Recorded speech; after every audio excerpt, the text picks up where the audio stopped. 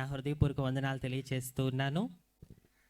మొదటిగా ఆయన నామాన్ని ఉచ్చరించడానికి కానీ కనీసం ఆయన పాదముల క్రింద ధూళిగా ఉండుటకైనను ఎటువంటి అర్హత లేని నన్ను ఈరోజు ఇక్కడ నిలబెట్టినందుకు తండ్రి, కుమార, పరిశుద్ధాత్మ దేవునికి మాత్రమే మహిమ కలుగును గాక.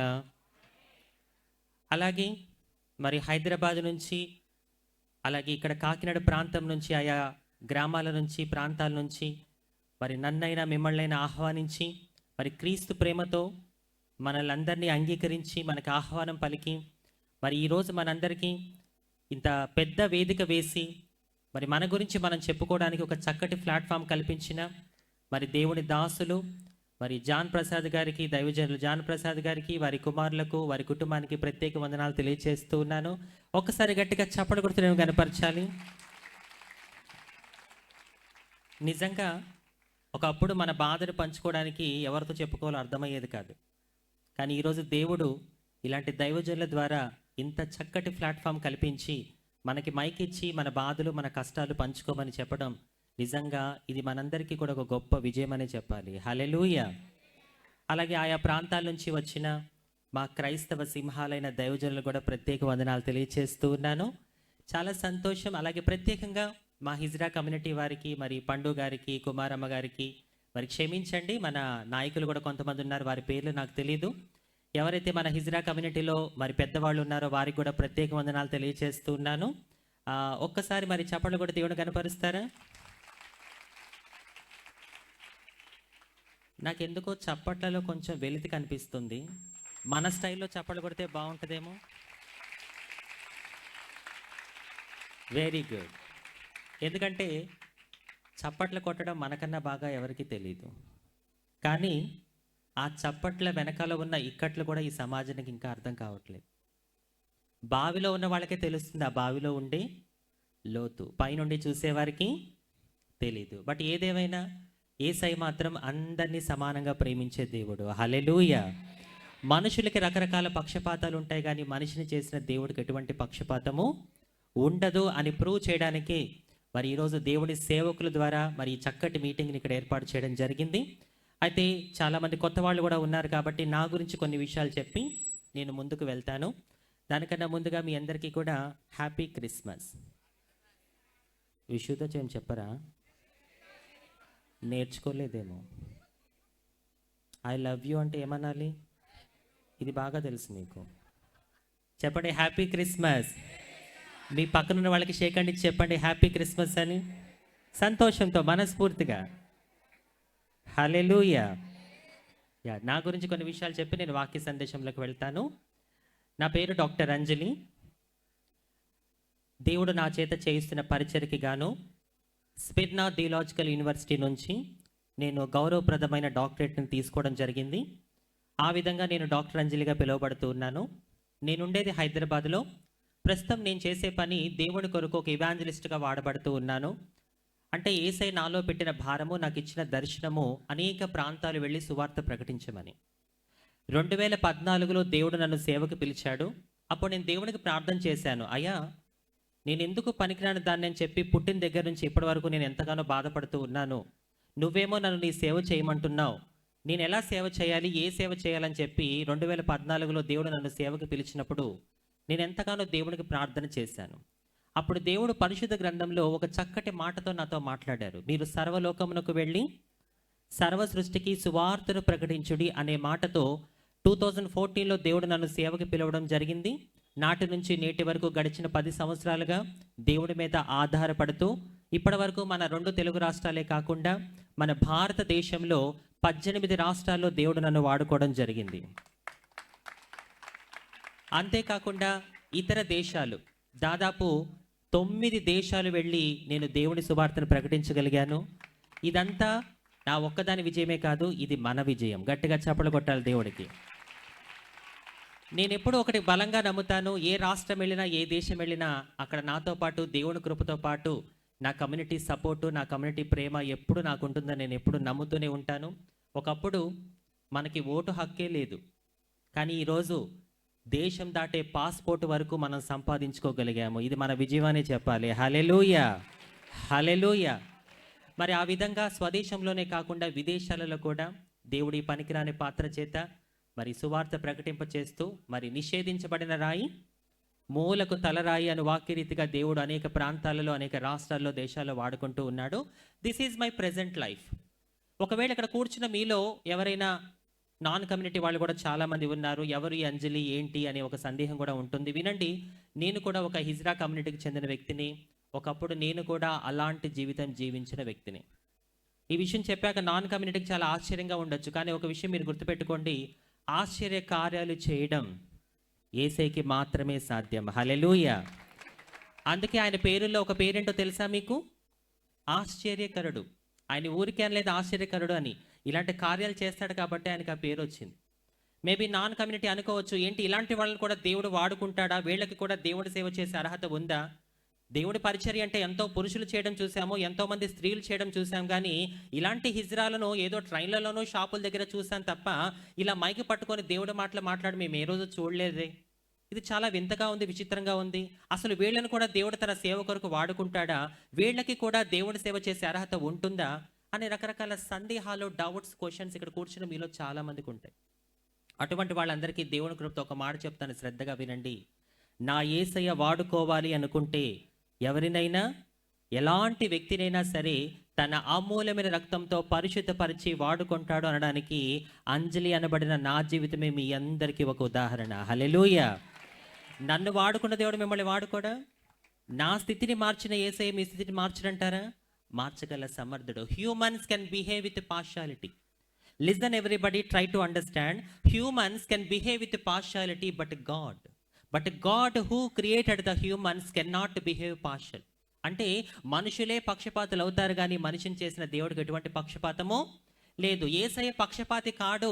ఆయన వాడుకోవాలనుకుంటే ఎంత నీచమైన వ్యక్తినైనా, ఎంత ఘోర పాపినైనా సరే తన అమూల్యమైన రక్తము చేత పరిశుద్ధపరిచి వాడుకుంటాడు అని చెప్పడానికి, నిరూపించడానికి ఎందుకు పనికిరాని నన్ను ఈరోజు దేవాదేవుడు మీ మధ్యలో నిలబెట్టాడు. హల్లెలూయా. ఇంకా మీకు బైబిల్ ప్రకారం చెప్పాలి అంటే ఆనాడు దేవుడు ఏలియా కోసం కాకుల్ని వాడుకున్నాడు. పస్కా పండుగలో దేవుడు గాడిదని వాడుకున్నాడు. మరి ఈరోజు కాకినాడలో జరుగుతున్న ఈ హిజ్రా ఐక్య క్రిస్మస్ కోసం దేవుడు అంజలిని వాడుకోబోతున్నాడు. మనసారా చప్పట్లు కొడతారా యేసయ్యకి? God can use anyone, my dear brothers and sisters. దేవుడు ఎవరినైనా వాడుకోగల సమర్థుడు. ఒకవేళ ఇక్కడ కూర్చున్న మీలో ఎవరికైనా, అంజలి నువ్వు 2014లో సేవకు వచ్చానన్నావు కదా, నువ్వు సేవకి రాకముందు ఏం చేసేదానివి అని అడిగితే, నేను సేవకి రాకముందు ఇప్పుడు నేనుంటున్న అదే హైదరాబాదులో నా తోటి హిజ్రాలతో కలిసి 5 రూపాయల కోసం 10 రూపాయల కోసం షాపుల దగ్గర చప్పట్లు కొట్టుకుంటూ భిక్షాటం చేసేదాన్ని. ఎస్, ఐఎమ్ నాట్ గెటింగ్ షే టు సే దిస్. ఈ మాట చెప్పడానికి నేను ఏ రోజు ఏమాత్రము ఎక్కడా సిగ్గుపడను. ఎందుకో తెలుసా? మనం మన గతాన్ని మర్చిపోయామా, దేవుడు కూడా మనల్ని మర్చిపోతాడు. జాగ్రత్త. దేవుడు మనల్ని ఏ స్థితిలో నుంచి లేపాడో ఆ స్థితిని, ఆ గతాన్ని మనము ఎప్పుడు ఎక్కడ చెప్పుకోవడానికి సిగ్గుపడకూడదు. మీరు అనుకోవచ్చు, అరే అంజలి ఒక హిజ్రా అయినప్పటికీ దేశంలోనే కాకుండా విదేశాల్లో కూడా ఎంత గొప్ప సేవ చేయగలుగుతుంది, ఇది ఎలా సాధ్యం అంటే, నా విజయ రహస్యంలో ఒక రహస్యం ఏంటో తెలుసా మీకు? దేవుడు నన్ను ఎంత ఉన్నతమైన స్థానాన్ని తీసుకెళ్ళినా ఆయన నన్ను ఏ స్థితి నుంచి లేపాడో ఆ స్థితిని నేను చెప్పుకోవడానికి ఏ రోజు ఎప్పుడు ఎక్కడ సిగ్గుపడను.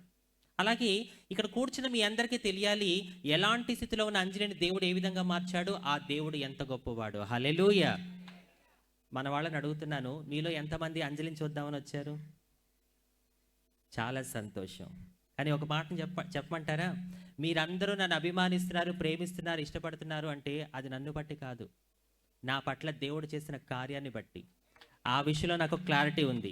మీరు కూడా క్లియర్గా ఒక విషయం తెలుసుకోండి, మీ చుట్టూ ఉన్న వాళ్ళు మిమ్మల్ని అభిమానిస్తున్నారు, ప్రేమిస్తున్నారు, ఇష్టపడుతున్నారు అంటే అది మిమ్మల్ని బట్టి కాదు, దేవుడు మీకు ఇచ్చిన స్థితిని బట్టి, ఆయన మీకు ఇచ్చిన ఆశీర్వాదాన్ని బట్టి అని చెప్పి మీరు ఎప్పుడు కూడా మర్చిపోకూడదు. వినండి, అంజలిని చూడడానికి వస్తే ఏమీ రాదు.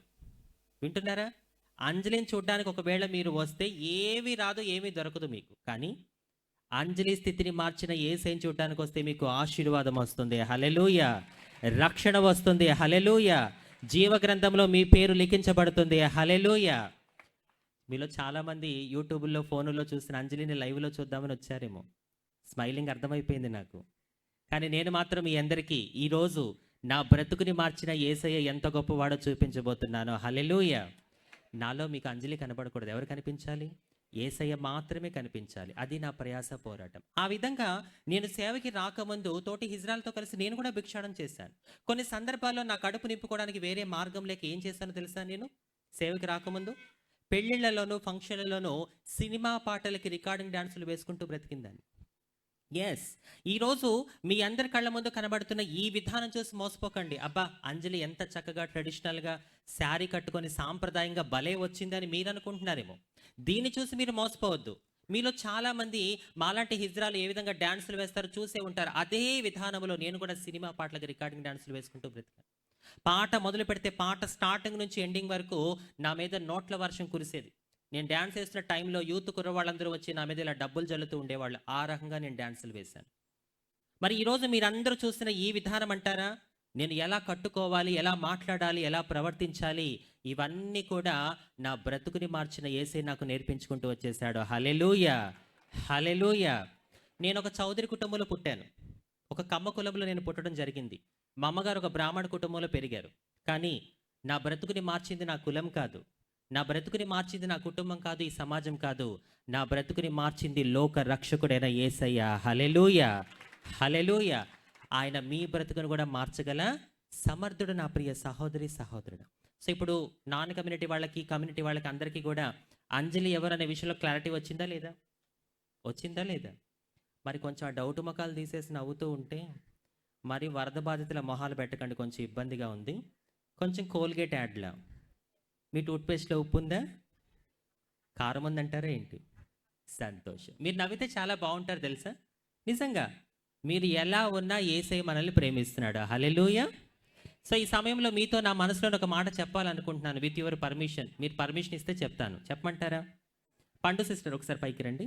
ఒకసారి. ఏంటి నా మనసులోని మాట అంటే, ఈరోజు నేను ప్రపంచంలోకి వెళ్ళా గొప్ప ధనవంతురాల్ని. ఎలా చెప్పగలుగుతాను ఈ మాట? చెప్పండి.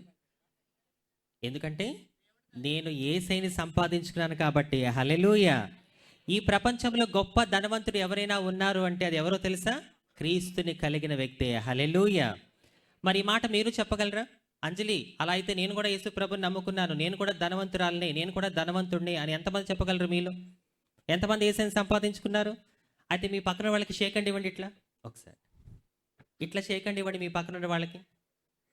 ఏంటి కొంతమంది చేయబట్టకూడదు? కరోనానా ఏంటి?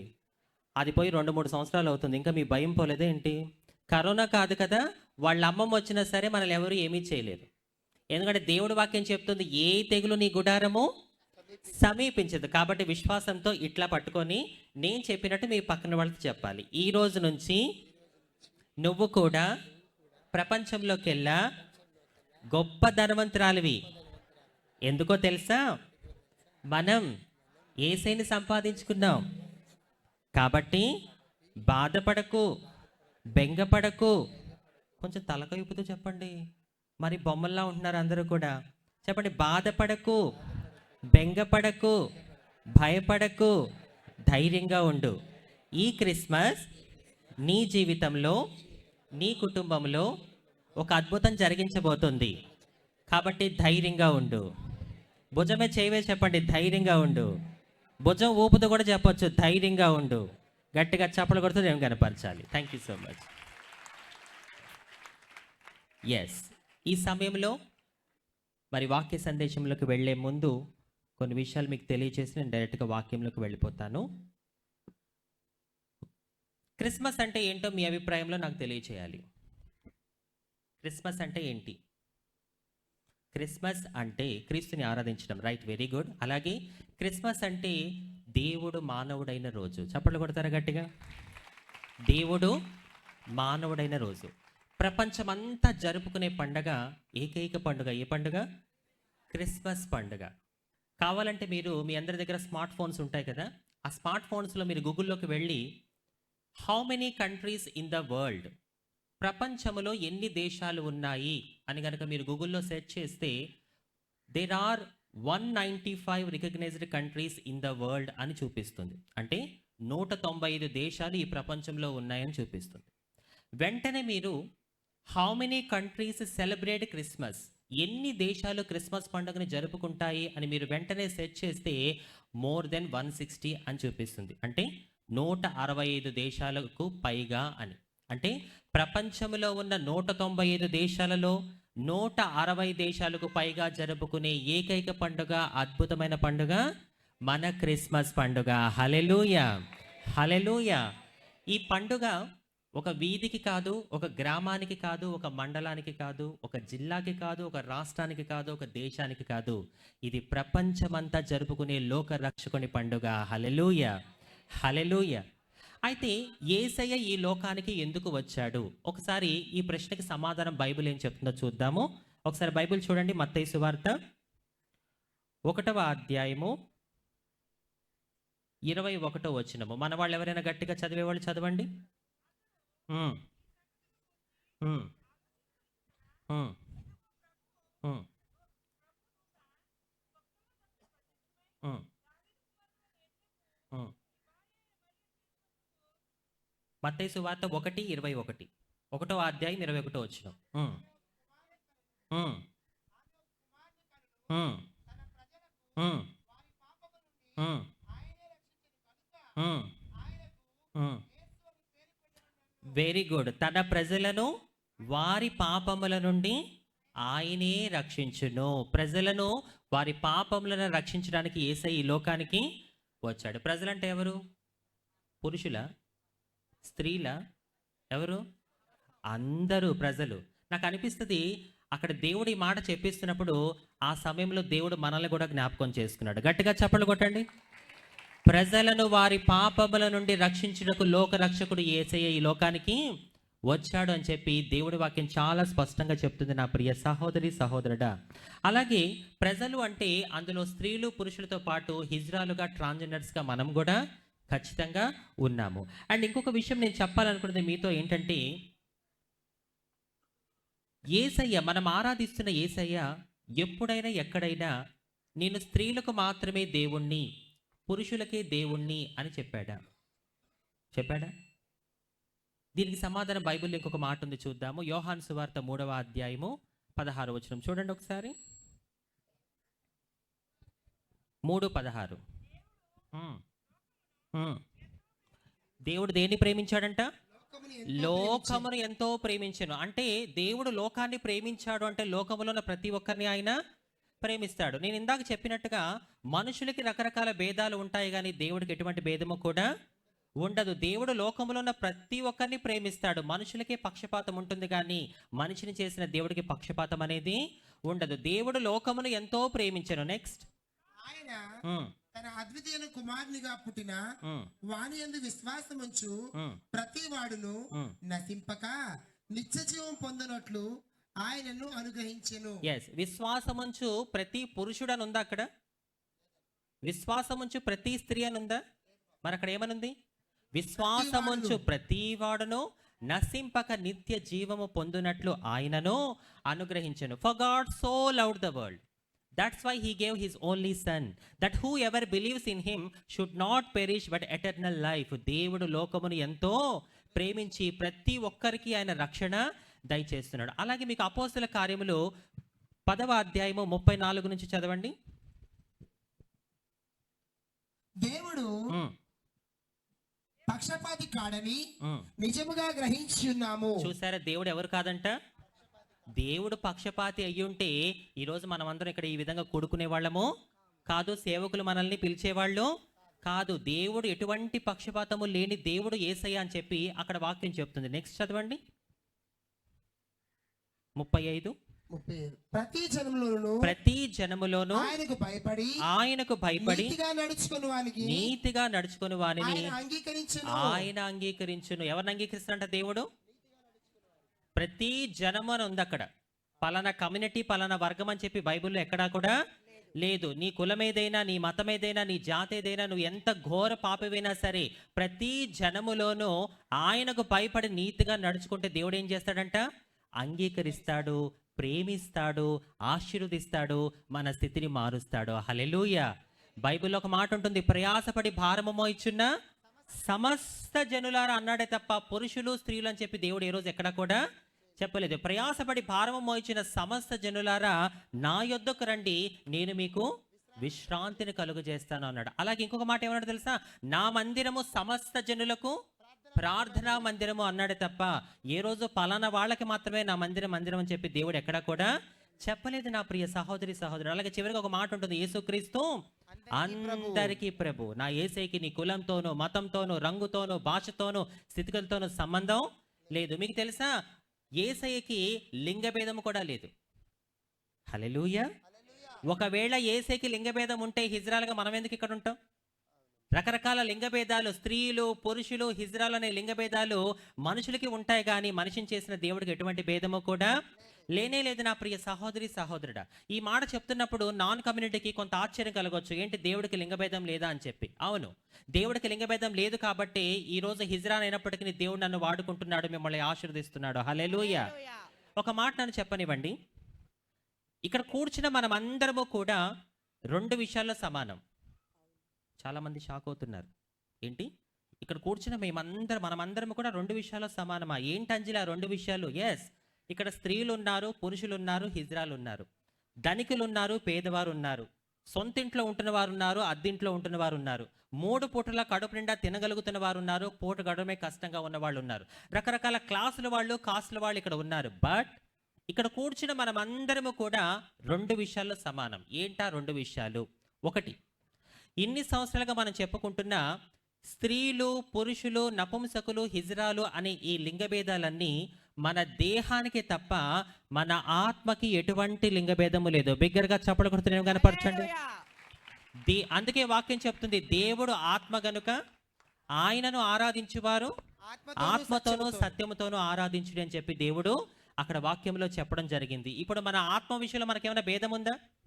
ఆత్మలో మనం అందరము కూడా సమానమే. రెండో విషయంలో మనం ఎలా సమానం అవుతాము అని అంటే, మీరు చెప్పండి, ప్రతి మనిషిని దేవుడు ఎవరి స్వరూపంలో చేశాడు? ఎవరి స్వరూపంలో? ఆయన స్వరూపంలో. ఒక స్త్రీగా మీరు ఒక మనిషి, ఒక మనిషిగా మీరు ఎవరి స్వరూపం? దేవుని స్వరూపం. ఒక పురుషుడిగా మీరు మనిషి, ఒక మనిషిగా మీరెవరి స్వరూపం? దేవుని స్వరూపం. ఒక హిజ్రాగా నేను మనిషిని కాదా? కాళ్ళు ముందుకే ఉన్నాయి చూడండి. ఒక హిజ్రాగా నేను మనిషిని, ఒక మనిషిగా నేను కూడా ఎవరి స్వరూపము? నేనేమి ఆకాశం నుంచి ఊడిపడలేదు, భూమిని బద్దలు కొట్టుకుంటూ బయటికి రాలేదు. మీలాంటి ఒక తల్లి నవమాసాలు మోసి కంటే నేను కూడా ఈ భూమి మీదకి వచ్చాను. ఒక హిజ్రాగా నేను మనిషిని, ఒక మనిషిగా నేను ఎవరి స్వరూపమై ఉన్నాను? దేవుని స్వరూపమై ఉన్నాను. ఇప్పుడు మీరు చెప్పండి, మన స్వరూప విషయంలో మనకేమైనా భేదం ఉందా? మన ఆత్మ విషయంలో మనకేమైనా భేదం ఉందా?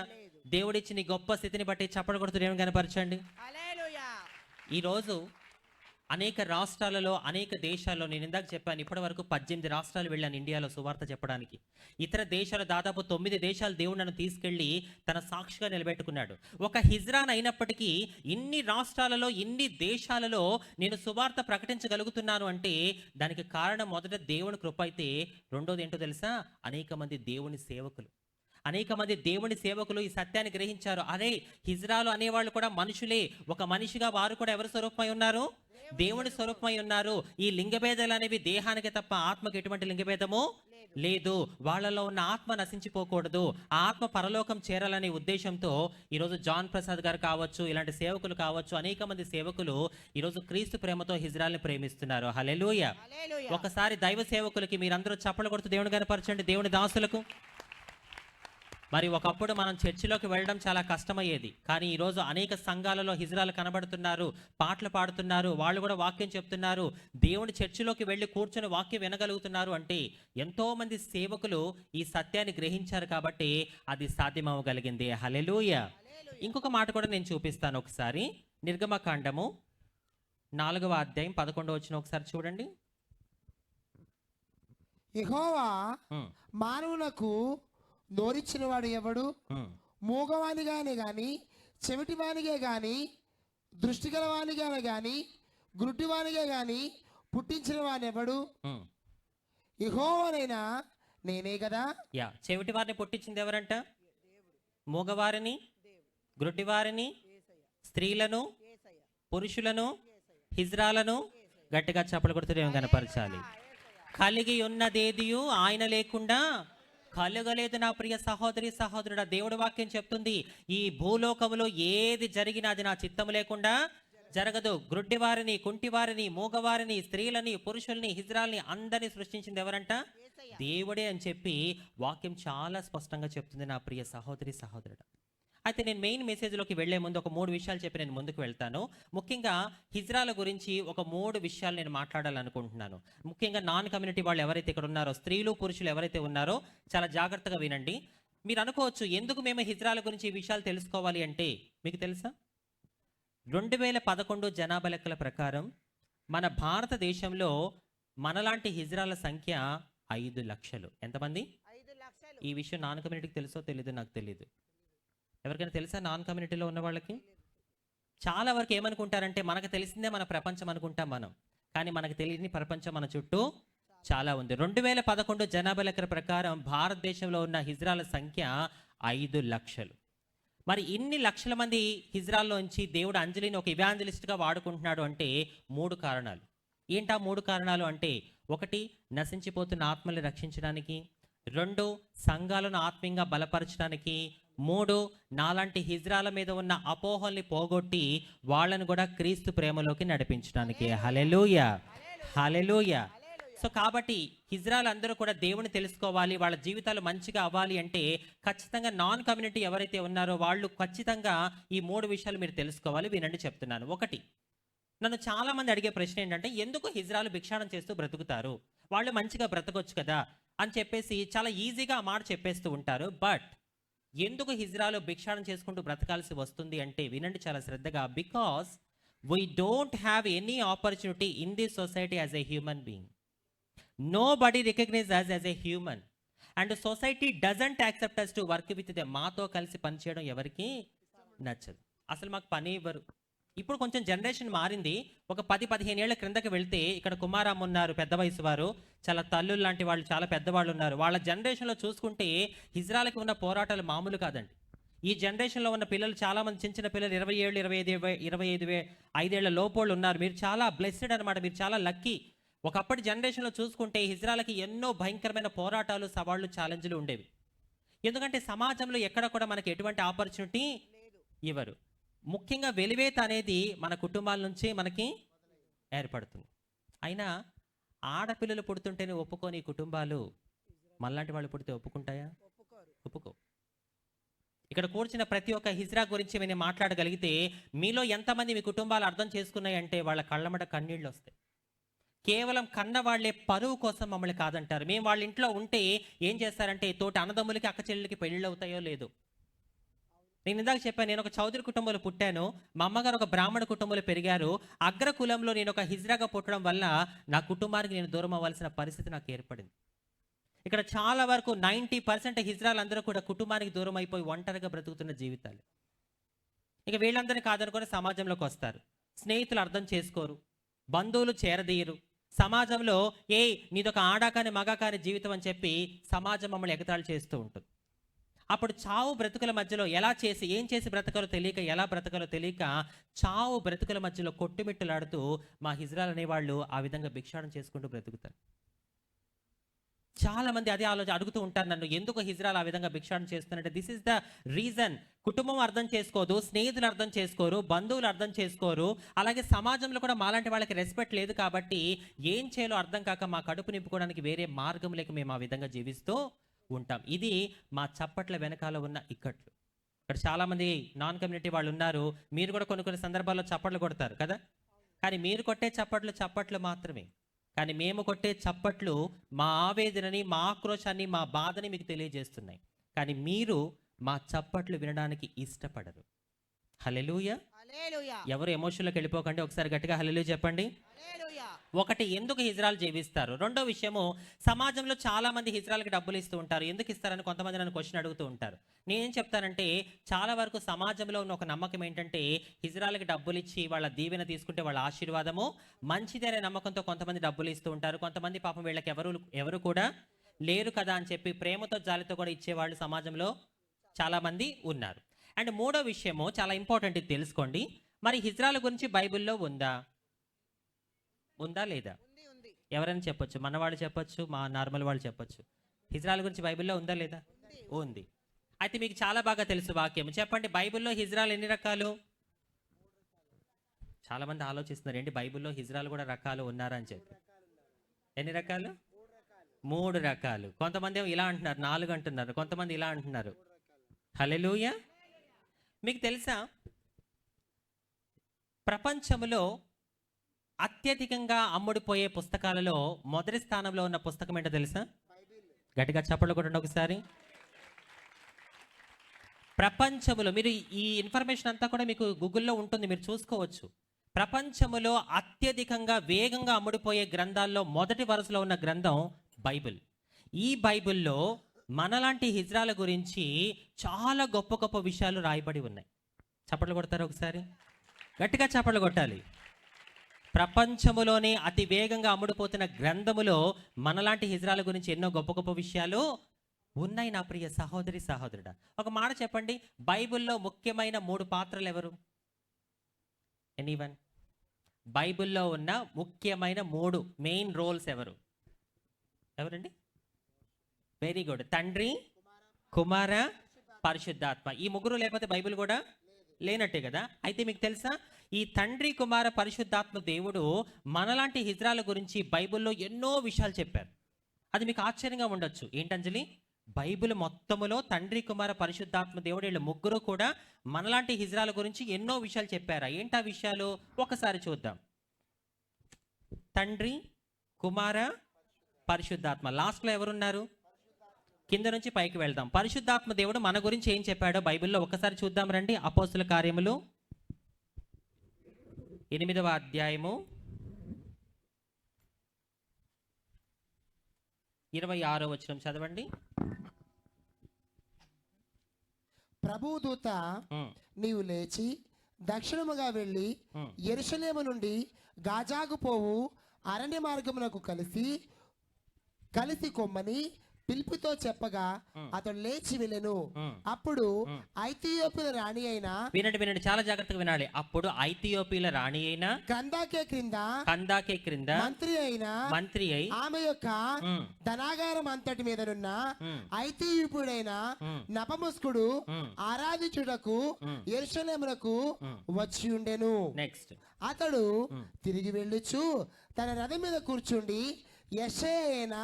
ప్రవక్త అయిన యెషయా గ్రంథము చదువుచూ ఉండెను. అప్పుడు ఆత్మ పిలుపుతో నీవు ఆ రథము దగ్గరికి పోయి దాన్ని కలుసుకోమని చెప్పాను. పిలుపు దగ్గరకు పరిగెత్తుకొని పోయి అతడు ప్రవక్త అయిన యెషయా గ్రంథము చదువుచుండగా విని నీవు చదువుచున్నది గ్రహించున్నావా అని అడుగగా. చాలండి. ఇప్పుడు మనం చదువుకున్న ఈ సందర్భంలో నేను కొన్ని ప్రశ్నలు అడుగుతాను, మీరు ఆ వచనాల్లో చూసే నాకు సమాధానం ఇవ్వండి. ఎగ్జామ్ పేపర్ మీ చేతిలో ఉంది, ఆన్సర్ పేపర్ కూడా మీ చేతిలోనే ఉంది, కాబట్టి మీరు చూసి ఆన్సర్ చేయొచ్చు. నేను ప్రశ్న అడుగుతున్నాను, సమాధానం చెప్పడానికి. Are you ready? రెడీ అన్న వాళ్ళు హల్లెలూయా చెప్పండి. మొదటి ప్రశ్న, యెరూషలేముకి ఆరాధించడానికి వచ్చిన వ్యక్తి ఎవరండి? ఒక నపుంసక వ్యక్తి. ఆ వ్యక్తి ఏ దేశానికి చెందిన వ్యక్తి? అక్కడే ఉంది, ఐథియోపియా దేశం. ఈ ఐథియోపియా దేశము ప్రస్తుతం ఏ ఖండంలో ఉందో ఎవరైనా చెప్తారా? ఇథియోపియా రెండు ఒకటే పేర్లు. ఈ ఇథియోపియా అనే దేశం ప్రెసెంట్ ఏ ఖండంలో ఉందో could you tell me anyone? మన ఇండియా ఏ ఖండంలో ఉంది? ఆసియా ఖండం. అలాగే ఈ ఐథియోపియా దేశం ఒక ఖండంలో ఉంది. ఏంటా ఖండం? ఆఫ్రికా ఖండం. ఏ ఖండం? ఆఫ్రికా ఖండంలో ఉన్న దేశం ఈ ఐథియోపియా దేశం. ఇప్పుడు ఈ నపుంసక వ్యక్తి ఏ దేశానికి చెందిన వ్యక్తి? ఆఫ్రికా ఖండానికి చెందిన వ్యక్తి. అయితే అతని ఉద్యోగం ఏంటో చెప్తారా నాకు ఎవరైనా? ఒక మంత్రి. ఆ రాణి గారి పేరు కందాకే అనే రాణి గారి దగ్గర మంత్రిగా ధనాగారం అంతటి మీద, అంటే మన భాషలో చెప్పాలి అంటే ఫైనాన్షియల్ మినిస్టర్, ఆర్థిక శాఖ మంత్రి. వింటున్నారా నా ప్రియ సహోదరి సహోదరా, నా కమ్యూనిటీ మెంబర్స్ వినండి చాలా జాగ్రత్తగా. ఒక దేశములో కందాకే అనే రాణి దగ్గర ఉన్న డబ్బుని బంగారాన్ని కాపలా కాచే మంత్రిగా ఎవరున్నారంట? ఒక నపుంసక వ్యక్తిని అప్పటి రాజుల కాలంలో ఎక్కువగా నియమించడం జరిగింది. చూసారా, బైబిల్ ప్రకారం చూసుకుంటే ఒకప్పటి రాజుల కాలంలో మన స్థాయి ఎంత ఉన్నతంగా ఉందో. మీరు చెప్పండి, ఒక వ్యక్తి మంత్రి అవ్వాలంటే ఉండాల్సిన లక్షణాలు ఏంటి? ఎనీవన్? రీసెంట్గా మనకు ఎలక్షన్స్ అయిపోయాయి, మీలో చాలామంది ఓట్లు వేశారు, మనకు కూడా ఓటు హక్కు ఉంది కదా, మీలో చాలామంది ఓట్లు వేశారు కదా. ఎలాంటి వాళ్ళని మీరు మంత్రులుగా ఎంచుకుంటారు? మీరు చెప్పొచ్చు బాగా. ఎక్కువగా నమ్మకంగా ఉండే వ్యక్తిని మనం మంత్రులుగా ఎంచుకుంటాం. ముఖ్యంగా ఈ వ్యక్తిని మంత్రిగా ఎంచుకుంటే మన జీవితాలు బాగుపడతాయి, ఈ వ్యక్తి మంత్రి అయితే మన భవిష్యత్తు బాగుంటుంది అని ఏ వ్యక్తి మీద అయితే నమ్మకం ఉంటుందో ఆ వ్యక్తిని మనం మంత్రులుగా ఎంచుకుంటాం. మరి ఇప్పుడు మనం చెప్పుకున్న ఈ విషయాలన్నీ ఇక్కడ రాణి దగ్గర మంత్రిగా పనిచేస్తున్న ఆ నపుంసకుడికి రేవంటారా? ఉన్నాయా లేవా? ఉన్నాయి. కాబట్టి రాణి గారి దగ్గర పర్సనల్గా దాచుకున్న బంగారాన్ని సంపదని కాపలాగడానికి రాజు ఒక నపుంసక వ్యక్తిని అక్కడ మంత్రిగా ఎంచుకోవడం జరిగింది. చూసారా, అప్పటి రాజుల కాలంలో మనలాంటి హిజ్రాల స్థితి, మనలాంటి నపుంసకుల స్థితి ఎంత ఉన్నతంగా ఉండేదో. అయితే మీరు ఇంటికి వెళ్ళాక చదవండి, అక్కడ జరిగిన స్టోరీ ఏంటో నేను మీకు చెప్తాను. అయితే ఈ నపుంసక వ్యక్తి ఒక రథం మీద వస్తూ ఉంటాడు. రథం మీద వస్తూ వస్తూ ఆయన ఒక గ్రంథాన్ని చదువుతున్నాడు. ఏంటా గ్రంథం? అక్కడే ఉంది. ఏంటా గ్రంథం? ఆ యెషయా గ్రంథం. మీరు గుర్తుపెట్టుకోండి, దీంతో తర్వాత చాలా పని ఉంది. నపుంసక వ్యక్తి రథం మీద వస్తూ ఏ గ్రంథం చదువుతున్నాడు? యెషయా గ్రంథం. గుర్తుపెట్టుకోండి. ఆ యెషయా గ్రంథం చదువుతూ వస్తున్నప్పుడు పరిశుద్ధాత్మ దేవుడు, ఫిలిప్పు అనే ఒక ఇవాంజలిస్ట్ ఉంటాడు, సువార్తికుడు. పరిశుద్ధాత్మ దేవుడు ఆ ఫిలిప్పు అనే సువార్తికుడికి చెప్తాడు, ఫిలిప్పు, నువ్వు వెళ్తూ ఉన్న మార్గములో రథం మీద ఒక నపుంసకుడు యెషయా గ్రంథం చదువుతూ ఉంటాడు, నువ్వు వెళ్ళి అతన్ని కలుసుకొని సువార్త చెప్పు అంటే. పరిశుద్ధాత్మ చేత ప్రేరేపించబడిన ఫిలిప్పు అలా నడుచుకుంటూ వస్తుంటే ఒక రథం మీద నపుంసక వ్యక్తి యెషయా గ్రంథం చదువుతూ వస్తూ ఉంటారు. వెంటనే ఫిలిప్పు వెళ్ళి ఆ వ్యక్తిని అడుగుతారు, నువ్వు చదివేది నీకు అర్థమవుతుందంటే వెంటనే ఆ వ్యక్తి అంటాడు, ఇందులో ఏముందో ఒక దైవజనుడిగా నీకు అర్థమవుతుంది, నాకెలా అర్థమవుతుంది అనగానే పరిశుద్ధాత్మ చేత ప్రేరేపించబడిన ఫిలిప్పు యేసే గొప్పతనాన్ని సువార్తగా అక్కడ చెప్పంగానే వెంటనే ఆ నపుంసకుడు ఏం చేస్తాడో తెలుసా? చూడండి, అక్కడ 34వ వచనం చదవండి. అప్పుడు నపుంసకుడు, ప్రవక్త ఎవరిని గూర్చి ఇలాగో చెప్పుచున్నాడు? తన్ను గూర్చియా వేరొకని గూర్చియా? దయచేసి నాకు తెలుపమని ఫిలిప్పుని అడిగాను. అందుకు ఫిలిప్పు నోరు తెరిచి ఆ లేఖమును అనుసరించి అతనికి యేసును గూర్చిన సువార్త ప్రకటించెను.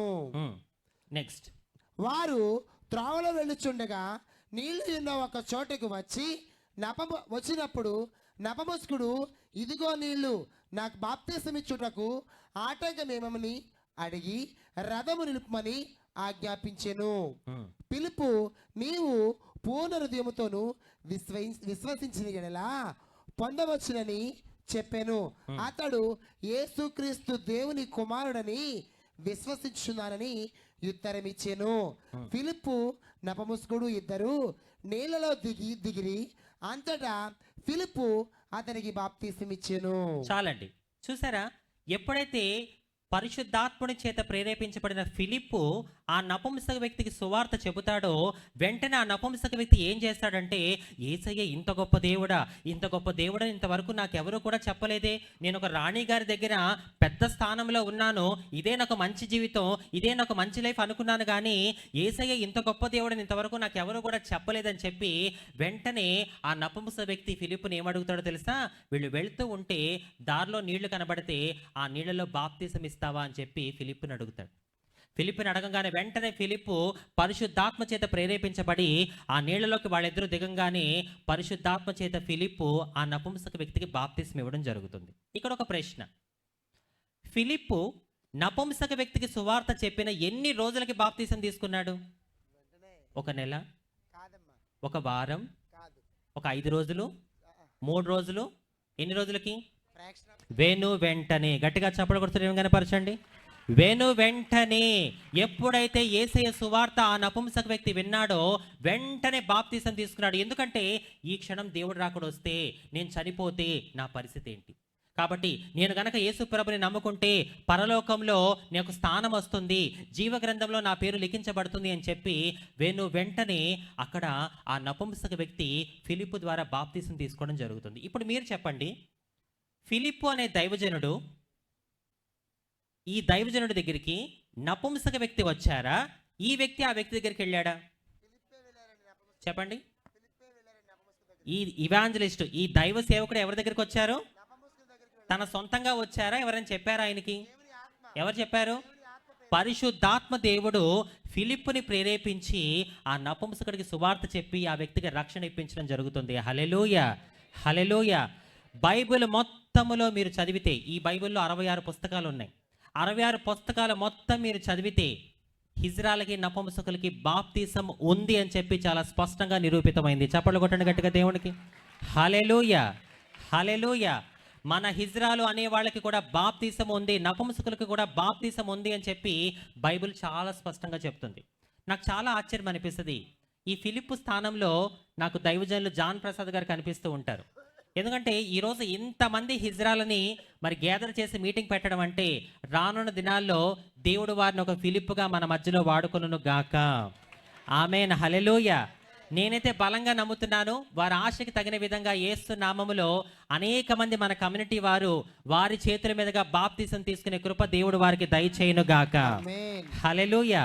మీరు చాలా మంది పురుషులకి స్త్రీలకి బాప్తిసం ఇచ్చారు ఇప్పటి వరకు కదా. ఇజ్రాయెల్కి ఎవరికైనా ఇచ్చారా? 2025లో దేవుడు దాన్ని కూడా మొదలు పెట్టబోతున్నాడు. హల్లెలూయా. ఒక ఫిలిప్పుగా దేవుడు దైవజనుడిని వాడుకోబోతున్నాడు. హల్లెలూయా. ఇది ఇక్కడ వరకు జరిగింది. ఒక్కసారి చివరి వచనం చదవండి సిస్టర్, లాస్ట్ వచనం 39. అయితే వారు నీళ్ళ నుండి వెడలి వచ్చినప్పుడు ప్రభు ఆత్మ పిలుపును కొనిపోయెను. నపుంసకుడు సంతోషించు తన త్రోవన వెళ్ళెను. అతడు పిలుపును మరి ఎన్నడూ చూడలేదు. చాలండి. బాప్తిసం అయిపోయిన తర్వాత మళ్ళీ ఈ ఫిలిప్పు అనే సేవకుడు ఇక్కడికి వచ్చేసాడు. ఆ నపుంసక వ్యక్తి ఏమో ఆయన దారిన ఏ ఖండానికి వెళ్ళిపోయాడు? ఏ ఖండం నపుంసక వ్యక్తి? ఖండానికి. ఆఫ్రికా ఖండానికి వెళ్ళిపోయాడు. బైబిల్లో అంతవరకే ఉంది. ఆ తర్వాత ఏం జరిగిందో బైబిల్లో లేదు. ఆ తర్వాత ఏం జరిగిందో బైబిల్లో ఎందుకు లేదంటే దేవుడు ఈ లోకానికి వచ్చి చేసిన కార్యాలు కోకొల్లలు ఉన్నాయి. కాబట్టి బైబిల్ చెప్తుంది దేవుడు చేసిన కార్యాలన్నీ కూడా పుస్తకాలుగా రాసి పెట్టాలంటే ఈ భూలోకం కూడా సరిపోదు అని చెప్పి. అయితే నపుంసక వ్యక్తి బాప్తిసం తీసుకున్న తర్వాత ఏం జరిగిందో బైబిల్లో లేదు, కానీ కొన్ని కామెంటరీ బుక్స్లో ఉంది. ఆ కామెంటరీ బుక్స్ నేను చదివినప్పుడు చాలా ఆశ్చర్యపోయాను. ఆ వ్యక్తి బాప్తిసం తీసుకున్న తర్వాత ఏం జరిగిందో చెప్పనా మీ అందరికీ కూడా? ఆఫ్రికా ఖండములో దేవుని సువార్తను ప్రకటించడానికి వెళ్ళిన మొదటి మిషనరీ ఒక నపుంసక వ్యక్తి. గట్టిగా చప్పలు కొట్టండి, గట్టిగా చప్పలు కొట్టాలి. ఈరోజు ఆఫ్రికా ఖండంలో ఎంతో గొప్ప సువార్త ప్రకటించబడుతుంది, కానీ ఆ ఖండములో సువార్తను ప్రకటించడానికి వెళ్ళిన మిషనరీ ఎవరండి? ఎవరు? గట్టిగా చెప్పండి. ఒక హిజ్రా, ఒక నపుంసక వ్యక్తి. ఒక ఖండములో ఎన్నో దేశాలు ఉంటాయి, ఆ దేశాల్లో ఎన్నో రాష్ట్రాలు ఉంటాయి, ఆ రాష్ట్రాల్లో ఎంతో మంది స్త్రీలు పురుషులు ఉంటారు, కానీ దేవుడు ఎవరిని ఎంచుకున్నాడు? ఎవరిని ఎంచుకున్నాడు? ఒక నపుంసక వ్యక్తిని ఎంచుకోవడం జరిగింది. గట్టిగా చప్పలు కొడతారా దేవుడికి ఒకసారి? ఇది పరిశుద్ధాత్మ దేవుడు బైబిల్లో మనలాంటి నపుంసకుల జీవితంలో ఏం చేశాడని అద్భుతం. తండ్రి, కుమార, పరిశుద్ధాత్మ. పరిశుద్ధాత్ముడు అయిపోయాడు. నెక్స్ట్ ఎవరున్నారు? తండ్రి, కుమార, పరిశుద్ధాత్మ. పరిశుద్ధాత్మ, yes. కుమారుడైన యేసుక్రీస్తు మన గురించి బైబిల్లో ఏం చెప్పాడో ఒకసారి చూద్దాం రండి. మత్తయి సువార్త 19వ అధ్యాయము 11, 12 వచనాలు. అందుకైన అనుగ్రహము నొందిన వారు తప్ప మరి ఎవడును ఈ మాటలు అంగీకరింపనేరరు. ఒక్క నిమిషం. But he said to them, not everyone can receive this saying, but only those to whom it is given. అందుకాయన, ఎవరైనా అక్కడ సందర్భంలో ఎవరు మాట్లాడుతున్నారు? యేసై అంటున్నాడు. అందుకు యేసు అంటున్నాడు, అనుగ్రహము నొందిన వారు తప్ప మరి ఎవరును ఈ మాటని అంగీకరించరు. అంటే ఇక్కడ కూర్చున్న మనలో ఎవరికైతే దేవుడు ఆ జ్ఞానాన్ని ఇచ్చాడో వాళ్ళు మాత్రమే ఈ మాట అంగీకరిస్తారంట. మీరు అనుకోవచ్చు, ఏంటి మా అందరిలో దేవుడు ఎవరికైతే ఆ జ్ఞానం ఇచ్చాడో వాళ్ళే ఈ మాట అంగీకరిస్తారా? ఏంటా మాట? 12వ వచనం చదవండి ఒకసారి. ఏంటా మాట? తల్లి గర్భము నుండి నపుంసకులుగా పుట్టిన వారు గలరు, మనుషుల వలన నపుంసకులుగా చేయబడిన నపుంసకులు గలరు, పరలోక రాజ్యము నిమిత్తము తమను తామే నపుంసకులుగా చేసుకున్న నపుంసకులు కలరు. అంగీకరింపబడినవాడు అంగీకరింపబడుగాక అని వారితో చెప్పెను. yes, let the one who is able to receive this receive it. అయితే ఇక్కడ యేసయ్య ఏం చెప్తున్నాడంటే బైబిల్లో నపుంసకులంట ఎన్ని రకాలు? 3 రకాలు. ఒకసారి చెప్తారా ఎన్ని రకాలు? మన నపుంసకుల్లో బైబిల్లో 3 రకాలు ఉన్నారంట. ఒకటి తల్లి గర్భము నుండి నపుంసకులుగా పుట్టడం, రెండోది మనుషుల చేత నపుంసకులు అవ్వడం, మూడోది దేవుని రాజ్యం కోసం వాళ్ళని వాళ్ళే నపుంసకులుగా చేసేసుకోవడం.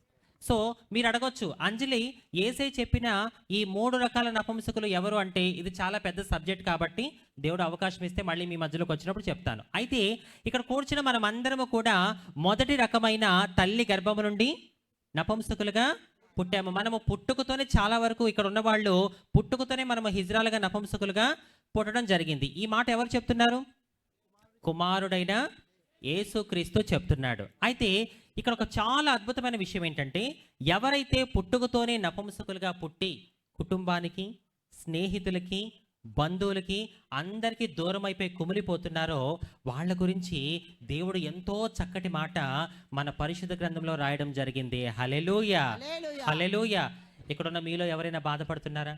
నేను ఒక హిజ్రాగా పుట్టడం వల్ల నా కుటుంబానికి నేను దూరం అయిపోయాను, స్నేహితులు ఎవరు కూడా నన్ను వాళ్ళ ఫ్రెండ్ అని చెప్పుకోవడానికి ఇష్టపడట్లేదు, బంధువులు నన్ను చేరదీయట్లేదు, సమాజంలో నాలాంటి వ్యక్తికి విలువే లేదు, నేను ఒక హిజ్రాగా పుట్టడం వల్ల అన్ని బంధాలకి దూరం అయిపోయి నేను ఒంటరిగా బ్రతుకుతున్నానే, నా జీవితం ఇంతేనా, చచ్చే వరకు నేను ఇలాగే బ్రతకాలా అని ఇక్కడ కూర్చున్న మీలో ఎవరైనా బాధపడుతుంటే దేవుడు ఒక చక్కటి మాటతో ఈరోజు మిమ్మల్ని బలపరచబోతున్నాడు. హల్లెలూయా, హల్లెలూయా.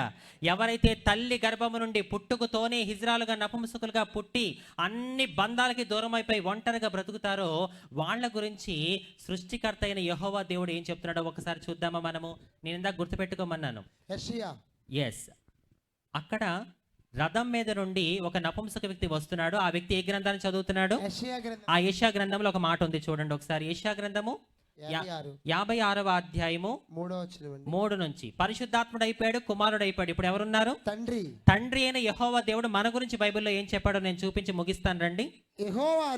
యెషయా గ్రంథం 56 3 నుంచి 5 వచనాలు చదవండి. యెహోవాను హత్తుకొను అన్యుడు నిశ్చయముగా యెహోవా తన జనుల నుండి నన్ను వెలివేనని అనుకొనవద్దు, షండు నేను ఎండిన చెట్నని అనుకొనవద్దు. ఎస్, బైబిల్లో మీరు చూసుకుంటే హిజ్రాల్ని 2 పేర్లతో పిలుస్తారు.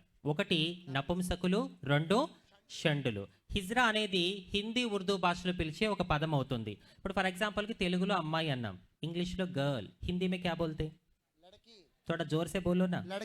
लड़की बोलते. ఈ 3 వేరు వేరా? ఒకటే same. What is the different is there? ఏంటి అక్కడ తేడా? లాంగ్వేజ్, భాష ఏదైనా దానికి వచ్చే భావము ఒకటే. అలాగే మనల్ని హిందీలో, ఉర్దూలో హిజ్రాలు అంటారు, మన తెలుగు బైబిల్ ప్రకారం నపుంసకులు, షండులు అని పిలుస్తారు. ఏ భాషలో పిలిచినా దానికి వచ్చే అర్థం ఒకేలాగా ఉంటుంది. మీరు అక్కడ గమనిస్తే సృష్టికర్త అయిన యెహోవా దేవుడు అంటున్నాడు, షండు ఎండిపోయిన చెట్టని అనుకొనవద్దు. మీరు చెప్పండి, చెట్టు ఎప్పుడు ఎండిపోతుంది? నీళ్లు లేనప్పుడు, ఇంకా దానిలో సారం లేనప్పుడు, ఇంకా దాని మీద సూర్యకాంతి పడనప్పుడు చెట్టు ఎండిపోతుంది. అలాగే మనిషి కూడా ఒకానొక సందర్భంలో ఎండిన చెట్టు లాంటి స్థితిలోకి వెళ్ళిపోతాడు. ఎప్పుడో చెప్తారా? మనకు బాగా తెలుసు. ఒక మనిషి ఎండిన చెట్టు లాంటి స్థితిలోకి వెళ్ళిపోతాడు. ఎప్పుడో చెప్పండి. Yes, there is no support. ప్రేమించేవారు లేనప్పుడు, ఆదరించేవాళ్ళు లేనప్పుడు, అర్థం చేసుకునే వాళ్ళు లేనప్పుడు, ఎవరు కూడా చేరదీనప్పుడు, ఎవరు కూడా ప్రేమతో పలకరించినప్పుడు మనిషి ఎండిన చెట్టు లాంటి స్థితిలోకి వెళ్ళిపోతాడు. అయితే మీకు తెలుసా, ఈ పరిశుద్ధ గ్రంథంలో సృష్టికర్తని యెహోవా దేవుడు నపుంసకులకి, షండులకి ఏమంటున్నాడో తెలుసా? మీరు ఎండిపోయిన చెట్టు అని బాధపడొద్దు. అయ్యో, నేను ఒక హిజ్రాగా పుట్టాను, నేను ఒక నపుంసక వ్యక్తిగా పుట్టాను, నా కన్నవాళ్ళు పరువు కోసం నన్ను కాదన్నారు, స్నేహితులు నన్ను అర్థం చేసుకోలేదు, బంధువులు నన్ను చేరదీయలేదు, సమాజంలో నాలాంటి వ్యక్తికి విలువే లేదు, నాది ఒక ఎండిపోయిన చెట్టు లాంటి జీవితమే అని బాధపడొద్దు అని ఎవరంటున్నారు చెప్తారా నాకు? సృష్టికర్త అయిన యెహోవా దేవుడు, తండ్రి దేవుడు అంటున్నాడు. చప్పట్లు కొట్టండి గట్టిగా దేవుడికి. నా ప్రియ హిజ్రా కమ్యూనిటీ వినండి, మనల్ని ఎవరు ఆదరించినా ఆదరించకపోయినా సృష్టికర్త అయిన దేవుడు మనల్ని ఆదరిస్తున్నాడు. హల్లెలూయా. మనుషుల ప్రేమల కోసం మీరు ఎదురు చూడకండి, ఎందుకంటే మనుషుల ప్రేమలు మరుక్షణమే మారిపోతాయి. మన జీవితంలోకి చాలా మంది ప్రేమిస్తున్నామని వస్తారు, కానీ వాళ్ళు ప్రేమించేది మన రూపాన్ని బట్టి, మన సంపదని బట్టి, మనతో యూజ్ అండ్ త్రో చేసుకుందాం అని చెప్పి వస్తారు. కానీ దేవుని ప్రేమ అలాంటిది ప్రేమ కాదు. దేవుని ప్రేమ ఎలాంటిదో తెలుసా? నా యేసయ్య ప్రేమ, నీ నుంచి ఏమి ఆశించుకుంటా ప్రేమ నా యేసయ్య ప్రేమ. హల్లెలూయా. నా యేసయ్యకి కావాల్సింది ఏంటో తెలుసా? నీ హృదయంలో కొంచెం స్థానం. నిన్ను ప్రేమిస్తున్నామని చెప్పి చాలా మంది నీ జీవితంలోకి వస్తారు, కానీ వాళ్ళు వచ్చేది నీ రూపం కోసం, నీతో టైం పాస్ చేద్దామని చెప్పి, నీ దగ్గర ఉన్న సంపద కోసం నీతో చాలా మంది ప్రేమిస్తున్నామని చెప్పి ఐ లవ్ యూ చెప్తారు. కానీ యేసయ్య నీకు ఆల్రెడీ ఐ లవ్ యూ చెప్పేశాడు. ఇందా చదివాం యోహాను సువార్త 3:16, దేవుడు లోకమును ఎంతో ప్రేమించాను. ఐ లవ్ యూ అని దేవుడి నుంచి ఒక ప్రపోజల్ నీకు ఆల్రెడీ ఉంది. కానీ నువ్వు చేయాల్సిన విషయం ఏంటంటే నీ మనస్ఫూర్తిగా నీ హృదయంలో యేసయ్యకి స్థానం ఇస్తే నా యేసయ్య నీ హృదయంలోకి రావడానికి సిద్ధంగా ఉన్నాడు. ఆ సృష్టికర్త అయిన దేవుడు అంటున్నాడు, హిజ్రాలు, నపుంసకులు, షండులు, మీరు ఎండిపోయిన చెట్టని అనుకో వద్దు అంటున్నాడు. అంటూ నెక్స్ట్ ఏమంటున్నాడు చూడండి. నేను నియమించిన విశ్రాంతి దినములను ఆచరించుచు నాకిష్టమైన వాటిని కోరుకొనుచు నా నిబంధన ఆధారముగా చేసుకొని ఉన్న షండుల గురించి యెహోవా ఇలాగ సెలవిచ్చున్నాడు. ఎవరి గురించి అంట చెప్పండి, ఎవరి గురించి? ఎటువంటి షండులు?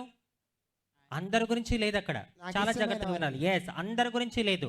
ఎవరైతే మనలాంటి హిజ్రాలు, నపుంసకులు, షండులు పాత జీవితాన్ని, పాపిష్టి జీవితాన్ని విడిచిపెట్టి దేవుడి కోసం నీతిగా నిజాయితీగా బ్రతుకుతూ యేసయ్యని నమ్ముకొని యేసయ్య కోసం ఎవరైతే నీతిగా నిజాయితీగా జీవిస్తూ ఉంటారో వాళ్ళ గురించి మాత్రమే దేవుడు అక్కడ మాట్లాడుతున్నాడు. మనం గనక దేవుడి కోసం నీతిగా నిజాయితీగా బ్రతుకుతూ యేసు ప్రభుని సొంత రక్షకునిగా అంగీకరిస్తే దేవుడు ఏమిస్తున్నాడు తెలుసా బైబిల్లో? ఒక్కసారి చూడండి ఏమిస్తున్నాడు. నా ఇంట ప్రాకారములోను, నా ఇంటను నా ప్రాకారములలోను ఒక భాగమును వారికి ఇచ్చేదను, ఒక భాగమును వారికి ఇచ్చేదను. గట్టిగా చప్పట్లు కొట్టండి యేసయ్యకి, గట్టిగా చప్పట్లు కొట్టాలి. ఎక్కడిస్తాడండి ఒక భాగాన్ని? మీ ఇంటి పక్కన, కాకినాడలోనా? ఎక్కడిస్తాడంట? పరలోక రాజ్యములో. మనలాంటి హిజ్రాలు, నపుంసకులు దేవుడిని నమ్ముకొని నీతిగా బ్రతికితే ఒక భాగాన్ని ఇస్తానంటున్నాడు. హల్లెలూయా. ఒకవేళ నువ్వు ఇక ఇల్లు కట్టుకుంటున్నావేమో, ఒకానొక సందర్భంలో అన్నీ విడిచిపెట్టి మనం వెళ్ళిపోవాలి, కానీ నీకు అక్కడ స్థిరపరిచే ఇల్లు తరతరములు యుగయుగములు నీతోనే ఉంటుంది. హల్లెలూయా. పరలోక రాజ్యంలో దేవుడు ఒక భాగాన్ని ఇస్తానన్నాడు. ఇంకొక మాట చూడండి అక్కడ ఏమో, కొడుకులు కూతుళ్ళు అని అనిపించుట కంటే, కొడుకులు కూతుళ్ళు అని అనిపించుకొనుట కంటే శ్రేష్టమైన పేరు వారికి పెట్టుచున్నాను, శ్రేష్టమైన పేరు వారికి పెట్టుచున్నాను, కొట్టివేయబడని నిత్యమైన పేరు వారికి పెట్టుచున్నాను. చప్పట్లు కొట్టండి యేసయ్యకి, గట్టిగా గట్టిగా చప్పట్లు కొట్టాలి. ఎంత గొప్ప మాట చూసారా? నా జీవితాన్ని మార్చింది, నా బ్రతుకుని మార్చింది ఈ మాటే.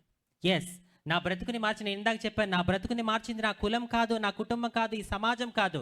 నా బ్రతుకుని మార్చింది యేసయ్య, ఆయన వాక్యమే నా బ్రతుకుని మార్చాయి. హల్లెలూయా. ఎంత చక్కటి మాట అండి. కొడుకులు కూతుళ్ళు అని అనిపించుకున్నట కంటే ఏ పేరంట? శ్రేష్టమైన పేరు. ఎంత గొప్ప దేవుడు! ఒక్కసారి ఆలోచించండి నా ప్రియ హిజ్రా కమ్యూనిటీ. ఈరోజు ఇంత అద్భుతంగా నేను మీలో నుంచి వచ్చిన వ్యక్తినే. ఈరోజు నేను ఏదో ఇక్కడ నిలబడ్డాను కాబట్టి నేను చాలా పరిశుద్ధురాలు నేను చెప్పట్లేదు. నేను కూడా ఒకప్పుడు లోకానుసారంగా బ్రతికిన వ్యక్తిని. కానీ నా పాపాలు కడిగి నన్ను పరిశుద్ధపరిచింది యేసు రక్తము, నన్ను పరిశుద్ధపరిచింది. చప్పట్లు కొడతారా గట్టిగా యేసయ్యకి? నన్ను పరిశుద్ధపరిచింది నా యేసయ్య రక్తము. నేను మనస్ఫూర్తిగా నమ్మాను, దేవుడు నా కోసం మరణించాడని చెప్పి నేను మనస్ఫూర్తిగా నమ్మాను. ఆ నమ్మకమే ఈరోజు మీలో నుంచి నన్ను తీసుకొచ్చి మీ ముందు నిలబెట్టేలా చేసింది. నేను సిగ్గు విడిచి ఒక మాట చెప్తాను, ఏంటో తెలుసా?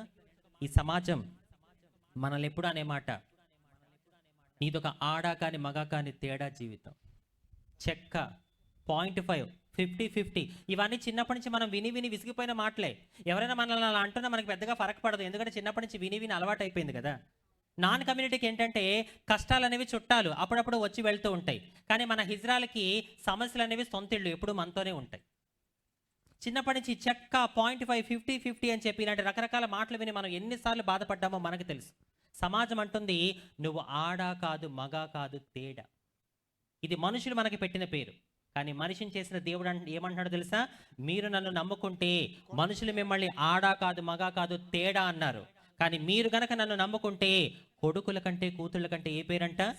శ్రేష్టమైన పేరు పెడతానన్నాడు. ఆ శ్రేష్టమైన పేరు పెట్టడమే కాకుండా అది కొట్టివేయబడకుండా దాన్ని ఎలా మారుస్తాడంట? నిత్యమైన పేరుగా మారుస్తాడని చెప్పాడు. హల్లెలూయా. ప్రపంచంలో అతి వేగంగా అమ్ముడుపోయే గ్రంథం బైబిల్. ఈ బైబిల్లో తండ్రి, కుమార, పరిశుద్ధాత్మ దేవుడు ఇన్ని గొప్ప విషయాలు మనలాంటి నపుంసకుల గురించి, మనలాంటి హిజ్రాల గురించి తెలియజేయడం జరిగింది. ఒకవేళ ఇక్కడ కూర్చున్న మీలో ఎవరికైనా అంజలి నీలాగే నేను కూడా రక్షించబడాలంటే ఏం చేయాలి, ఈ శ్రేష్టమైన పేరుకి అర్హత సాధించాలంటే నేను ఏ ఎగ్జామ్ రాయాలి, ఎక్కడికి వెళ్ళాలి అనే ప్రశ్న మీలో ఉంటే, ఈ శ్రేష్టమైన పేరుకి మనం అర్హత సాధించాలి అంటే మనం ఏం చేయాలో తెలుసా? ఒక మాట చూపించి నేను ముగిస్తాను రండి. రోమిలకు రాసిన పత్రిక. ఈ శ్రేష్టమైన పేరుకి నాకు అర్హత కావాలి అంటే, నేను కూడా పరలోకంలో స్థానం సంపాదించాలి అంటే, యేసు ప్రభుని నా సొంత రక్షకునిగా నేను అంగీకరించాలి అంటే నేనేం చేయాలి అంజలి అనే ప్రశ్న ఇక్కడ కూర్చున్న మీలో ఎవరికైనా ఉంటే ఒక మాట చూపిస్తాను. రోమిలకు రాసిన పత్రిక 10వ అధ్యాయము 9వ వచనం ఒకసారి చూడండి. 10:9. అదేమనగా అదేమనగా యేసు యేసు ప్రభువని నీ నోటితో మీరు రక్షించబడాలి అంటే, శ్రేష్టమైన పేరుకి మనం అర్హత సాధించాలి అంటే ఏం చేయాలో చక్కటి మాట బైబిల్లో ఉంది చూడండి. అదేమనగా యేసు యేసు ప్రభువని ప్రభువని నీ నోటితో నీ నోటితో ఒప్పుకొని దేవుడు ఉమ్, మృతుల నుండి ఉమ్, ఆయనను లేపెనని నీ హృదయమందు విశ్వసించిన ఎడల నీవు రక్షింపబడదువు. హల్లెలూయా హల్లెలూయా. శ్రేష్టమైన పేరుకి మీరు అర్హత సాధించాలి అంటే, మీరు కూడా రక్షించబడాలి అంటే, అంజలి లాగే మీ జీవితంలో ఏం జరుగుతున్నా ధైర్యంగా మొండిగా బ్రతకాలి అంటే ఏం చేయాలో తెలుసా? యేసే దేవుడు కుమారుడు అని చెప్పి మీరు మనస్ఫూర్తిగా నమ్మాలి. ఆయన నా పాపాల కోసం ఈ లోకానికి వచ్చాడు, నేను పొందాల్సిన శిక్షను ఆయన పొంది నా కోసం ఆయన కలువరిగిరిలో రక్తపు ముద్దగా మారి మరణించి సమాధి చేయబడి 3వ రోజు సజీవంగా తిరిగి లేచి నా కోసం ఆయన పరలోకంలో సిద్ధపరుస్తున్నాడు అని మీరు మనస్ఫూర్తిగా నమ్మగలిగితే, నన్ను రక్షించుకున్న దేవుడు మిమ్మల్ని కూడా రక్షించుకును గాక. నా పట్ల కార్యం చేసిన దేవుడు మీ పట్ల కూడా కార్యం జరిగించును గాక. నా ప్రియ హిజ్రా కమ్యూనిటీ, ఒక మాట చెప్తాను వినండి. ఈ ప్రపంచంలో అందరికీ కూడా 2 దినాలు ఉంటాయి. am I right? అందరికీ 2 దినాలు ఉంటాయి. ఒకటి జన్మదినం, 2 మరణదినం. కానీ నేను ప్రకటిస్తున్న నా యేసుకి మాత్రమే 3వ దినం ఉంది. అదే క్రీస్తు పునరుద్ధాన దినం. హల్లెలూయా. ఆయన మరణాన్ని గెలిచాడు, నిన్ను కూడా గెలిపించగల సమర్థుడు నా ప్రియ సహోదరి సహోదరుడా. నేను ముగిస్తున్నాను వినండి. ఈరోజు మరి దేవుని దాసులు జాన్ ప్రసాద్ గారు కావచ్చు, వారి కుమారులు కావచ్చు, వారి టీం అంతా, చర్చ్ మెంబర్స్ అంతా కావచ్చు, ఇంత గొప్ప అవకాశం మనకు కల్పించారు అంటే ఈ మీటింగ్ వెనకాల ఉన్న ముఖ్య ఉద్దేశం ఏంటో తెలుసా? చప్పట్లు కొడుతూ బ్రతుకుతున్న మనస్థితుల్ని అనేక మంది మనకి చప్పట్లు కొట్టే స్థితిలో మనం ఉండాలి అనేదే వారి కోరిక. గట్టిగా చప్పట్లు కొట్టండి, గట్టిగా చప్పట్లు కొట్టాలి. మనము చప్పట్లు కొట్టే స్థితి నుంచి చప్పట్లు కొట్టించుకునే స్థితి దాకా రావాలి. ఆమెన్ చెప్తారా గట్టిగా? ఆమెన్. హల్లెలూయా. కొన్ని వందల సంవత్సరాలుగా మనం చప్పట్లు కొడుతూనే ఉన్నాం, కానీ ఇక నుంచి మనం చప్పట్లు కొట్టించుకునే స్థితిలోకి యేసే మనల్ని తీసుకొచ్చును గాక. ఆమెన్. నేనైతే బలంగా నమ్ముతున్నాను. మరి నేను ఇందాక చెప్పాను, భారతదేశంలో ఎంతమంది హిజ్రాలు ఉన్నారు? 5. యేసు నామములో భారతదేశంలో ఉన్న 5 లక్షల మంది హిజ్రాల్ని దేవుడు వజ్రాలుగా మార్చునుగాక. కొట్టాలి బిగ్గరగా చప్పట్లో యేసేకి మహిమార్థంగా. మరి దేవుని దాసులు జాన్ ప్రసాద్ గారు ఒకసారి వేదిక మీదకి రండి.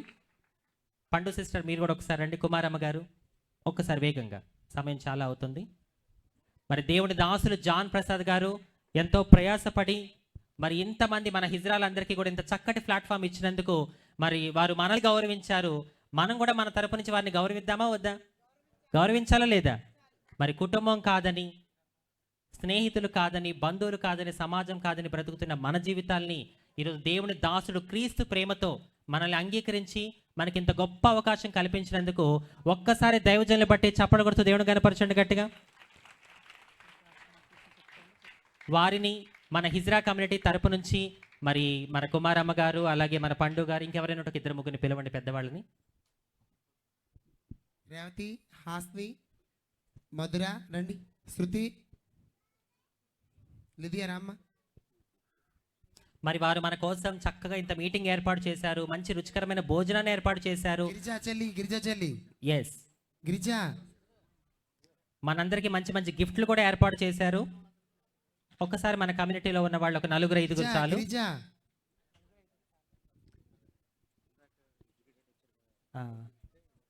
ఎడ్యుకేటెడ్ ఇందాక వచ్చారు కదా స్టేజ్ మీద, ఎడ్యుకేటెడ్ అని చెప్పి ఇందాక పైకి వచ్చారు కదా, జాబ్స్ చేస్తున్నాము, మేము స్టడీ చేసామని చెప్పి వాళ్ళు ఆ టీం ఒకసారి పైకి రండి. ఇందాక నేను ఎవరైతే పిలిచానో వాళ్ళు కూడా పైకి రండి ఒకసారి. ఎందుకంటే దేవుని దాసులు మన కోసం ఇంత ప్రయాస పడ్డారు కాబట్టి మనకి హిజ్రా కమ్యూనిటీ అందరి తరపు నుంచి వారిని గౌరవించడం అది మన బాధ్యత. కాబట్టి అందరూ కూడా ముందుకు వస్తే మరి దేవుడి దాసులు మనం గౌరవించుకుందాము క్రీస్తు ప్రేమను బట్టి. నిజంగా దేవుడి కృపతో చెప్తున్నాను, మొన్న రీసెంట్గా నేను కాశ్మీర్ వెళ్ళాను. మరి ఆ కాశ్మీర్లో ఈ సాల్వాని నేను తీసుకోవడం జరిగింది. మరి అది దేవుడి దాసులకి కూడా నాకు కూడా చాలా సంతోషంగా ఉంది. ఒకసారి మనసారా చప్పలు కొడతారా? మరి మన కుమారమ్మ గారు, పండు గారు అందరూ కూడా మీరు మధ్యలోకి వస్తే ఒక్కసారి. మరి మా కోసం మరి కన్న వాళ్ళకి అన్నిటికీ దూరమై బ్రతుకుతున్న మమ్మల్ని మీరు క్రీస్తు ప్రేమతో ప్రేమించి ఇంత గొప్ప అవకాశం కల్పించారు కాబట్టి మరి క్రీస్తు ప్రేమతో మా హిజ్రా కమ్యూనిటీ తరపు నుంచి ఒక్కసారి గట్టిగా మన స్టైల్లో చప్పట్లు కొట్టాలి. హల్లెలూయా. గట్టిగా చప్పట్లు కొడుతూ మరి మీకు, మీ కుటుంబానికి, మీ సంఘస్థులకు, మా హిజ్రా కమ్యూనిటీ అందరి తరపు నుంచి మనస్ఫూర్తిగా వందనాలు తెలియజేస్తున్నాము. దేవుడు మీ కుటుంబాన్ని, మీ పరిచర్యని ముప్పదంతులుగా, నూరంతులుగా ఆశీర్వదించును గాక. మీ చేతుల మీద త్వరలోనే మా కమ్యూనిటీ వారు కూడా బాప్తీసం తీసుకొందురు గాక. ఒక ఫిలిప్పుగా దేవుడు మిమ్మల్ని మలుచును గాక. జోర్సే తాళీ బజాకే ప్రభుకు మహిమ కరిగే. జోర్సే జోర్సే. Thank you so much. అలాగే ఇప్పుడు మన మధ్యలో మరి నా కూతురు డాక్టర్ రూత్, మీకు తెలుసా? ఎంతమందికి తెలుసు డాక్టర్ రూత్? తెలంగాణలో డాక్టర్ రూత్ చూసారా ఎప్పుడైనా? సో ఆమె సాక్ష్యాన్ని కూడా మనం వినబోతున్నాము. మరి ఇప్పుడు ఏమైనా చిన్న కార్యక్రమం ఉందా?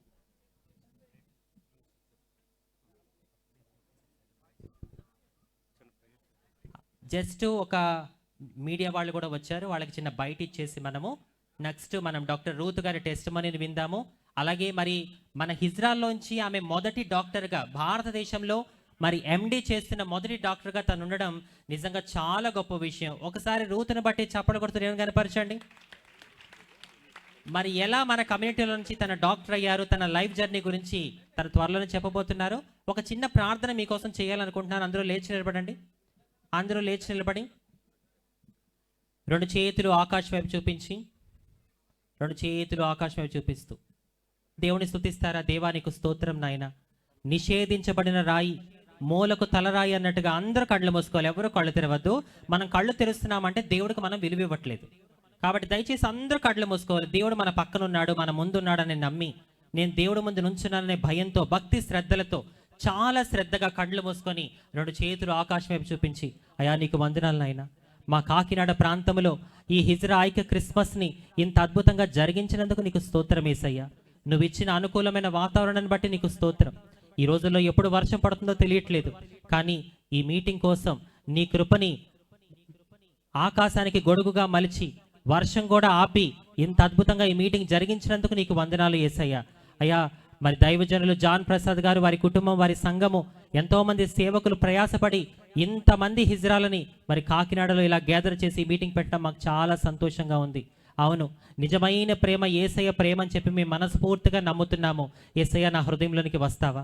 అంజలి స్థితిని మార్చిన యేసయ్య, రూతు స్థితిని మార్చిన యేసయ్య, అస్మా స్థితిని మార్చిన యేసయ్య, మా స్థితిని కూడా మార్చునైనా. మేము ఏది చేస్తున్నా ఇష్టంతో ఏ రోజు చేయట్లేదు తండ్రి, వేరే దారి లేక ఎలా బ్రతకాలో తెలియక మేము అలా బ్రతుకుతున్నాం నాయన. కానీ నువ్వు మార్చే దేవుడు అని నేను మనస్ఫూర్తిగా నమ్ముతున్నాను. అయ్యా, ప్రపంచంలో అతి వేగంగా అమ్ముడుపోతున్న గ్రంథాలలో మొదటి గ్రంథంలో ఉన్నది బైబిల్. ఆ బైబిల్లో తండ్రి, కుమార, పరిశుద్ధాత్మదేవ మాలాంటి హిజ్రాల గురించి, నపుంసకుల గురించి ఇన్ని విషయాలు ఉన్నాయని చెప్పి మేము చాలా స్పష్టంగా తెలుసుకున్నాం. మరి ఆనాడు ఐథియోపియా నపుంసకుడిని రక్షించడానికి నీ దాసుడు ఫిలిప్పుని నువ్వు పంపించి రక్షించబడేలా చేశావు. ఆ వ్యక్తికి నువ్వు సువార్త ప్రకటించావు. పరిశుద్ధాత్ముడా నీకు స్తోత్రం. మరి ఆఫ్రికా ఖండంలో మిషనరీగా ఒక నపుంసక వ్యక్తి, ఒక హిజ్రా వెళ్ళడం నిజంగా మా కమ్యూనిటీకి ఎంతో గొప్ప విషయంగా మేము భావిస్తూ ఉన్నాం. అలాగే యేసయ్య, బైబిల్లో 3 రకాల నపుంసకులు ఉంటారని తెలియచేశావు. తల్లి గర్భం నుండి పుట్టిన నపుంసకులు, మనుషుల వల్ల చేయబడిన నపుంసకులు, అలాగే పరలోక రాజ్యం నిమిత్తం తమ్ముడు తామే నపుంసకులుగా చేసుకున్న నపుంసకులు. అలాగే నాయనా, ఇన్నాళ్ళు నేను పుట్టుకతోనే ఒక హిజ్రాగా పుట్టానే, నా జీవితం ఏంటి అని చెప్పి నేను ఎంతో బాధపడ్డాను. నా కుటుంబం నన్ను అర్థం చేసుకోవట్లేదే, ఎవరు నన్ను చేరదీయట్లేదు, సమాజంలో నాకు విలువ లేదే అని చెప్పి ఎంతగానో కుమిలిపోయాను. కానీ నీ పరిశుద్ధ గ్రంథంలో, నీ బైబిల్లో నువ్వు మాకిచ్చిన స్థానం చూస్తే నిజంగా మాకెంతో సంతోషాన్ని ఇచ్చింది నాయన. మమ్మల్ని ఎండిపోయిన చెట్టుని అనుకోవద్దన్నావు. అవును నాయన, ఇన్నాళ్ళు ఎండిన చెట్టు స్థితిలో నేను ఉండిపోయాను. కానీ ఈ ఎండిన చెట్టుకి నీ రక్తము ద్వారా జీవం పోస్తున్నందుకు నీకు వందనాలు యేసయ్యా. క్రీస్తు రక్తము ఎవరి జీవితాలైతే ఎండిపోయిన స్థితిలో ఉన్నాయో, క్రీస్తు రక్తము వారి మీద ప్రోక్షించబడును గాక. ఎండిన స్థితిలో నుంచి దేవుడు మీకు జీవాన్ని దయచేయును గాక. కొడుకుల కంటే కూతుళ్ళ కంటే శ్రేష్టమైన పేరు పెట్టి అర్హతకు దేవుడు మిమ్మల్ని తీసుకొచ్చును గాక. అయ్యా, పరిశుద్ధ గ్రంథంలో మాకు శ్రేష్టమైన పేరు పెట్టినందుకు నీకు వందనాలు యేసయ్యా. ఇక నుంచి నీ కోసం నేను శ్రేష్టంగా బతుకుతానని చెప్పి రెండు చేతులు చెప్పి తీర్మానం తీసుకుంటారా? అయ్యా, ఇక నుంచి నేను నీ కోసం శ్రేష్టంగా బతుకుతాను నాయన. నా హృదయంలోకి నిన్ను మనస్ఫూర్తిగా ఆహ్వానిస్తున్నాను తండ్రి. దేవుని దాసులు ఎంతో ప్రయాసపడి ఈ కార్యక్రమం చేపట్టారు నాయన. అయ్యా, మా స్థితులను మార్చండి. నిజమేనయ్యా, మేము చప్పట్ల కొట్టే స్థితి నుంచి చప్పట్లు కొట్టించుకునే స్థితి దాకా మేము వచ్చుదుము గాక. దేవుడి కృప వల్ల హిజ్రాలందరినీ కూడా యేసయ్య కృప చేత అందరూ దేవుడి కృపతో వజ్రాలుగా మారుదురు గాక. ఈ కార్యక్రమం ద్వారా తండ్రి కుమార పరిశుద్ధాత్మ దేవునికి మహిమ కలుగును గాక. ఈ కార్యక్రమం ద్వారా అనేక నూతన ఆత్మలు రక్షించబడును గాక. రక్షించబడిన ఆత్మలు ఆత్మలో బలపడును గాక. దేవుని రాజ్య స్థాపన ఈ కాకినాడ ప్రాంతంలో జరుగును గాక. భారతదేశంలో ఉన్న ఇజ్రాయెల్ అందరి మీద ఒక చక్కటి కృప, దేవుడి కృప కొమ్మరించబడును గాక. బిగ్గరగా చప్పట్లు కొడుతూ దేవుని కనపరచండి, గట్టిగా చప్పట్లు కొట్టాలి. Thank you so much.